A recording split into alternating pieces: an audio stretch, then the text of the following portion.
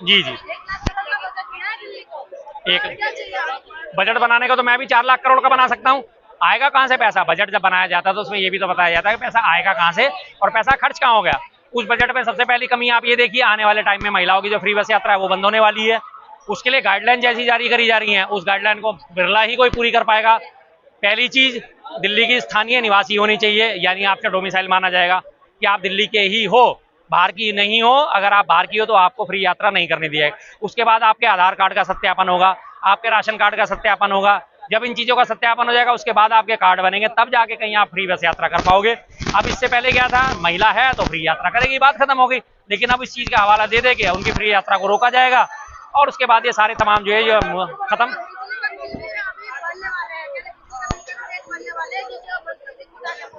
बिल्कुल बढ़ेंगे। आपको क्या उम्मीद थी कि बिजली के बिल कम होंगे या सब्सिडी जारी रहेगी? फिलहाल उन्होंने बोल दिया कि सब्सिडी जारी रहेगी, लेकिन उस सब्सिडी को अभी 3 महीने के लिए बोला गया है, क्योंकि बजट पेश होना था। अब बजट में प्रावधान कर दिया गया, उसके बाद हवाला दे रहा कि ये बिजली की सब्सिडी भी रोक दी जाएगी। इस बारे में हमारी पहले भी बातचीत हुई थी। मैंने आपको एक बात बताई थी कि सुप्रीम कोर्ट ने कल टिप्पणी करी थी कि फ्रीबीज बंद होनी चाहिए। ये सिर्फ सुप्रीम कोर्ट के ऑर्डर का इंतजार करने हैं कि कब सुप्रीम कोर्ट ऑर्डर दे और कब हम इन फ्रीबीज को बंद करें, बस। जी बिल्कुल करूंगा। देश में 22 करोड़ मुसलमान, ईदी दे रहे हो आप 32 लाख को। पहली आपकी बदमाशी ये, पहले आपका पक्षपात ये 32 लाख लोगों को। दूसरी बात, बिहार में आने वाले चुनाव हैं, बिहार में चुनाव आ रहे हैं, इसलिए आपको ईदी याद आ गई। अब तीसरी बात, हिंदू धर्म के भी तो चैत्र नवरात्रे आ रहे हैं। तमाम लोग गरीब हैं जो व्रत तो रखते हैं, लेकिन रात को अपने जो है व्रत खोलते टाइम 200 रुपए किलो का कूटू का आटा नहीं खरीद सकते। कूटू का आटे की कीमत 160 रुपए से 220 रुपए किलो तक होती है, नहीं खरीद सकते। उनके लिए आपने सौगात क्यों नहीं दी? क्यों आप उनको कूटू का आटा दे दिए, व्रत का सेंधा नमक दे दीजिए, व्रत में खाने वाली चीजें दे दीजिए? नहीं दिया ना। उन्हें पता है इनको देने की कोई जरूरत नहीं है। सिर्फ एक तरफ आप लगातार उन्हें ईद की नमाज पढ़ने से भी रोक रहे हैं, ईद मनाने से रोक रहे हैं, अपने घर में नमाज पढ़ने से रोक रहे हैं। अभी ऑर्डर आया था कि छत पे भी नमाज नहीं पढ़ सकते, और दूसरी तरफ आप इन्हें सौगात बांट रहे। तो भाई ऐसी सौगात का फायदा क्या? मैं आपको 50 चीजें खिला दूं लेकिन उसके बाद आपके सामने रख के और खाने ना दूं। ये तो मुझे वो अकबर बीरबल वाली पुरानी कहानी याद आ गई कि भाई 50 किलो इस बकरी का वजन है, ना घटना चाहिए ना बढ़ना चाहिए, लेकिन इसे खाना भी रोज खिलाना है, इसे पूरा करके लाओ, 1 महीने का टाइम है। वही वाली हालत आज इन्होंने कर रखी है। तो बीरबल ने बकरी को खिलाता भी रहा, शेर के आगे रोज खड़ा भी कर दिया, बकरी का वजन बढ़ा ही नहीं। वही काम ये कर रहे हैं जी। मोदी मोदी जी मुसलमानों के लिए काम कर रहे हैं, तो मुसलमानों के लिए ईद की सौगात सबसे बड़ी ये होती कि जो उसने रविंदर सिंह नेगी ने जो बयान दिया है, जो योगी जी ने बयान दिया है कि सड़कों पे नमाज नहीं होगी, छतों पे नमाज नहीं होगी। अगर आपने सड़कों पे नमाज पढ़ी तो आपके डीएल जब्त कर लिए जाएंगे, आपके पासपोर्ट जब्त कर लिए जाएंगे, और जब्त करने के बाद रद्द कर दिए जाएंगे, वोटर आईडी कार्ड आपके रद्द कर दिए जाएंगे। तो आप अगर उन बयानों से कन्नी काटते, आप उन बयानों को गलत ठहराते, आप उनको ऐसा करने से रोकते, तब असली सौगात होती है। आप उन्हें जरा सा एक 600-700 रुपए की किट देंगे, अगर आप सोच रहे हो कि मुसलमान आपके फेवर में जाएंगे, कैसे हो जाएंगे भाई? और क्यों हो जाएंगे? सबको अपना अपना धर्म मनाने की आजादी है, सबको अपने अपने त्योहार मनाने की आजादी है। आप कैसे रोक सकते हो? अभी चैत्र नवरात्र शुरू होंगे, दिल्ली के और यूपी के हर जगह के तमाम मंदिरों में भारी भीड़ पाई जाएगी। लगातार लोग श्रद्धालु दर्शन करने के लिए आएंगे, लगातार हर सड़कों पे जाम मिलेगा आपको। फिर उसके बाद हनुमान जयंती आएगी, हनुमान जयंती पे जगह जगह भंडारे होंगे, सड़कों पे जाम लगता है। हम भी भंडारा करते हैं, दरियागंज में जाम लगता है, लेकिन फिर भी उसको इग्नोर करा जाता है क्योंकि हम भंडारा कर रहे हैं। तो फिर ऐसी चीजें क्यों? और उसके बाद सावन में जब शिवरात्रि आने वाली होगी, 15 दिन के लिए बकायदा 200 किलोमीटर का पूरा रूट जो है ब्लॉक कर दिया जाएगा, दिल्ली से मेरठ तक, हरिद्वार तक का। तब भीड़ नहीं होगी, तब आप सड़कों पे चलने से श्रद्धालुओं को रोकेंगे, तब उनके ऊपर कितने आप मुकदमे दर्ज करेंगे बताएंगे जरा आप? एक भी मुकदमा आज तक दर्ज हुआ उनके खिलाफ? पिछले साल भी कितनी तोड़फोड़ करी उन लोगों ने, कितने रेस्टोरेंट में तोड़फोड़ करी, कितनी गाड़ियां तोड़ी, कितने लोगों को मारा पीटा, कितने लोगों के साथ बदतमीजियां करी, और उसके बाद जाके रेस्टोरेंट पेट्रोल पंप पे तोड़ने की कोशिश करी, पेट्रोल पंप जलाने की कोशिश करी। कितना बड़ा हादसा होता पेट्रोल पंप पे, तब तो आपने कोई एफआईआर दर्ज नहीं करी। अब 20 मिनट की नमाज में, मात्र 20 मिनट जो होते हैं, 20 मिनट से 22 मिनट से ऊपर की नमाज नहीं होती। अब सारा का सारा प्रलय आ जाएगी, जल प्रलय हो जाएगी, आसमान नीचे आ जाएगा, धरती ऊपर चली जाएगी। अब ये सब काम हो जाएंगे क्योंकि 20 मिनट की नमाज पढ़ी जाएगी।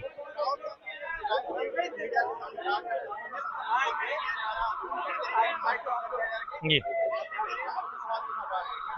सही कह रहे हैं, वो गलत क्या कह रहे हैं? पिछले संसद में भी यही हाल था, जब सांसदों ने मुद्दा उठाया था, 143 सांसदों को सस्पेंड कर दिया गया था।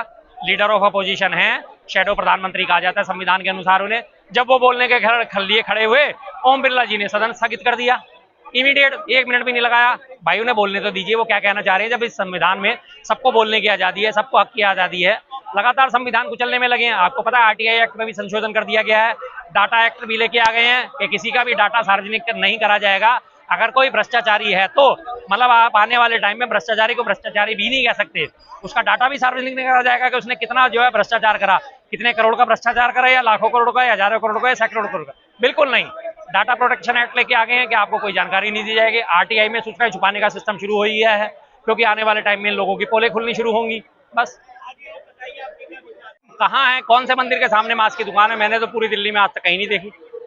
किसी भी मंदिर के सामने के आसपास भी कम से कम 500 मीटर के दायरे में मैंने मास्क की दुकान नहीं देखी। जबरदस्ती फैलाया जा रहा है कि मंदिरों के सामने मास्क की दुकानें हैं। क्या किसी मांस बेचने वाले की, चाहे वो हमारे हिंदू धर्म का हो चाहे वो मुस्लिम धर्म का हो, उसकी इतनी हिम्मत है कि वो मंदिर के सामने अपनी दुकान खोल के बैठ जाए और मंदिर की समिति के आसपास के श्रद्धालु जो है वो चुप बैठ जाएंगे?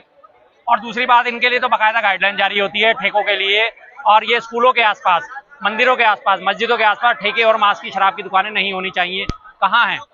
नहीं है कहीं भी।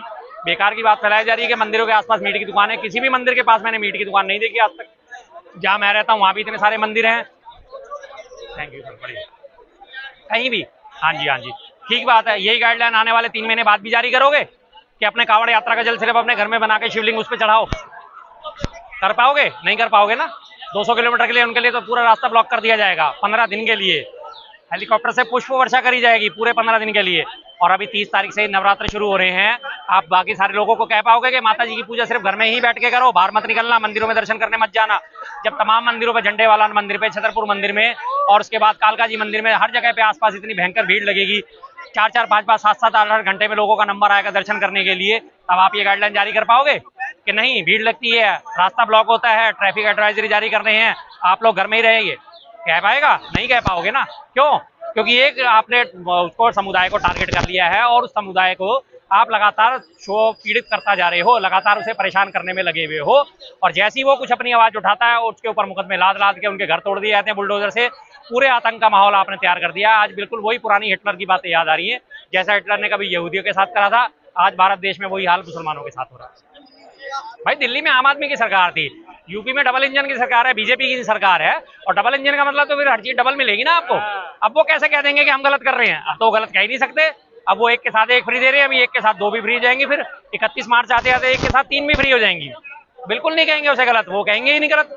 कैसे कह देंगे गलत? क्योंकि अब उनकी पार्टी की सरकार है, वहां तो जो वो करें। वही पुरानी वाली एक बात याद आती है मुझे ओटीटी की, मेरा कुत्ता कुत्ता तुम्हारा कुत्ता टॉमी। वही वाला हाल है कि तुम करो तो वो क्या कहते हैं, हम करे तो रासलीला, तुम करो तो हम करे तो कैरेक्टर ढीला, तुम करो तो रासलीला। वो वाली चीज है, हम करे तो रासलीला, तुम करो तो कैरेक्टर ढीला। मैं भूल जाता हूँ इन चीजों को। हाँ जी, तो वो चीज आज लागू हो रही है उन सबके ऊपर।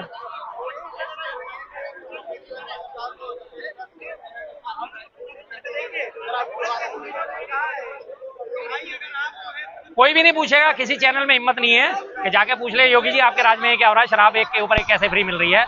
कोई चैनल इस बारे में डिबेट नहीं करेगा, कोई अखबारों में इस बारे में खबर नहीं आएगी। खबर जरूर आई है कि नोएडा में, यूपी में एक के ऊपर एक छूट मिल रही है, लेकिन किसी चैनल में हिम्मत नहीं है कि आज वो डिबेट कर सके, सवाल पूछ सके योगी जी ये क्या हो रहा है, या बीजेपी के किसी लीडर से सवाल पूछ सके।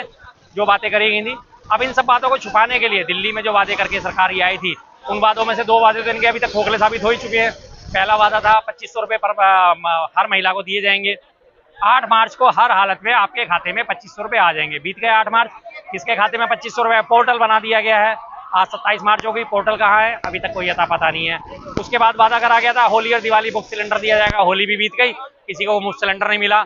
इन सब से ध्यान हटाने के लिए अब अपने नया प्रलाप शुरू कर दिया। मटन मछली मुर्गा वाले वही पुरानी कहानी इन्होंने शुरू कर दिया।